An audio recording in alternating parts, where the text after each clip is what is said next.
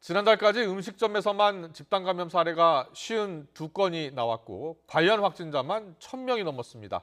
감염 확산세가 꺾이지 않는 가운데 가정의 달을 맞아 방역 당국은 관련 확진이 우려된다면서 필요한 경우에만 모임을 해달라고 당부했습니다. 식당거리에 YTN 취재기자 나가 있습니다. 정현우 기자.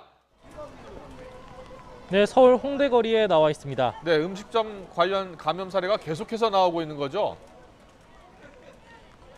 네, 그렇습니다. 음식점에서 음식을 섭취하지 않을 때에도 마스크를 쓰고 있지 않는다거나 점심시간이나 저녁 시간대처럼 사람들이 몰릴 때면은 테이블 간 이용자들 거리두기가 제대로 지켜지지 않는 모습을 식당에서 종종 확인할 수가 있습니다. 방역당국은 이러한 음식점과 관련된 확진 사례들이 계속해서 늘어나고 있다고 발표를 하고 있는데요. 일단 음주가 허용되는 일반 음식점과 그 밖의 휴게 음식점을 모두 포함해 집단 감염이 발생한 건수는 지난 1월부터 총합하면 52건이 나옵니다.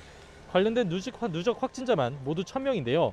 매달 나오는 집단 감염 건수와 관련 확진자 숫자는 계속해서 늘고 있습니다. 특히 지난달엔 누적 환자 숫자가 560명으로 3월에 2배로 한꺼번에 늘기도 했습니다. 또 누적 확진자 가운데 90% 이상이 술을 팔 수 있는 일반 음식점에서 나온 것으로 조사됐습니다. 해당 통계를 공개하면서 방역당국은 누적 확진자 57명이 나온 경기 하남시 음식점과 관련된 역학조사 결과를 설명하기도 했는데요. 환기나 이용자 사이 거리두기, 그리고 소독 등이 미흡했다고 합니다.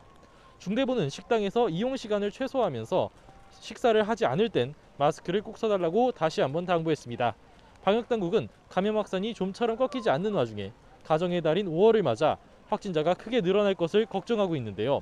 집단 발생은 20%대로 줄고 확진자 접촉으로 발생하는 감염이 40%까지 늘어난 상황인데 야외 활동과 모임이 잦아지면 감염 전파가 더욱 빨라질 것이 예상되기 때문입니다.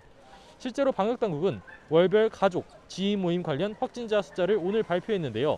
설 연휴가 있는 2월과 봄나들이가 본격화됐던 4월에 모임에서 나온 확진자가 계속해서 늘어나는 것을 볼 수 있었습니다. 최근 2주 동안에도 가족, 지인 관련 모임 집단 감염은 17건까지 나올 정도였습니다. 방역당국은 꼭 필요한 모임이 아니라면 모임을 자제해달라며 한산항국과 가까운 야외 정도만 찾아달라고 당부했습니다. 지금까지 서울 홍대거리에서 YTN 정현우입니다.